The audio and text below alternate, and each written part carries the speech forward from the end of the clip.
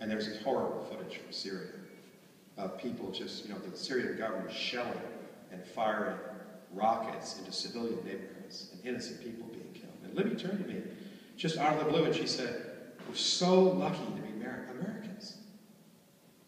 And I said, "You're absolutely right. We have, despite all the problems in our country, we've got a lot of them that we have to overcome. We have the rule of law. We have basic law and order. We're tolerant of each other when we disagree. We don't, form militias and fight each other. We take the dispute to the courts or the city council or to election day. And we believe that compromise is not a weakness, it's a virtue. And we have a great, great historical legacy to draw on. If we ever get discouraged, particularly the young people here, about these challenges ahead, think of Lincoln.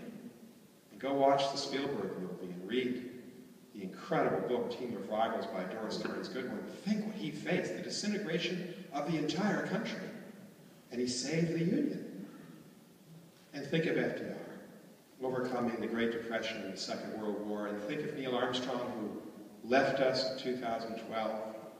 In 10 years, after President Kennedy decided we'd go for the moon, we made it. What an awesome technological and human achievement Neil Armstrong represents. And I mentioned Martin Luther King. Think of how much he did for us to take us away from the original sin of our Constitution, that African Americans were 3/5 of a citizen. And he made them all. And he made them fully citizen. And he improved the lives of all of us in doing so. So we're still the nation that produced Edison and Ford and Robert Goddard when he fired his rocket here in 1926. Because we have people like Steve Jobs and Bill Gates and Warren Buffett and cancer researchers at Dana-Farber in Boston. And we can still dream big dreams. One final thought. We marked at the Kennedy School this year in October the 50th anniversary of the Cuban Missile Crisis. And we all remember, or many of us don't remember the history, but you've read it. The most harrowing moment in modern history where the United States and the Soviet Union nearly launched a nuclear attack on each other. And when President Kennedy asked his advisors, if we go for war, if I actually try to attack the Soviets and take them out of Cuba, how many people might die? He was told, well, around 100 million people in the Soviet Union, around 100 million people in Western Europe, and just about everybody on the eastern seaboard of the United States. 100 million people in the East Coast and Midwest of the United States. Think of what a human catastrophe it would have been.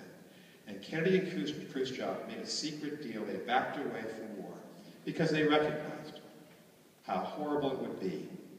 And they saved us from nuclear degradation because they compromised with each other. And they saw the preservation of the human race, obviously, to be much more important than the concerns of any individual country. Kennedy, just before his death, gave, I think, his greatest speech 8 months later at the American University, a commencement speech in June of 1963. And at the end of that speech, he looked ahead, and it was almost like he was describing the world of 2012. He looked ahead where he said, the highest human interest, the highest interest all of us must have is not just the national interest, but the human interest. Because our destructive capacities are just so great right now. If we don't hem them in and prevent their use, we'll destroy the earth. And he said, for in the final analysis, our most common human link is that we all inhabit this small planet. We all breathe the same air. We all cherish our children's future, and we are all mortal. And that, to me, is a very hopeful sign of a leader who recognized that preserving life on earth, finding a way towards peace, and having the power of the United States directed towards peace is our greatest obligation, as well as our greatest opportunity. I think we have that opportunity as a country to retain our greatness and to lead other countries towards a much more peaceful future after a decade of war following 9/11. May it be so, and may that be the task that our generation takes up. So thank you very, very much for listening to me. I hope I gave you at least as much good news as bad news in these remarks about the state of the world 2013. I want to thank Richard Burke and my cousin, Richard Kennedy, again for this invitation. Thank you.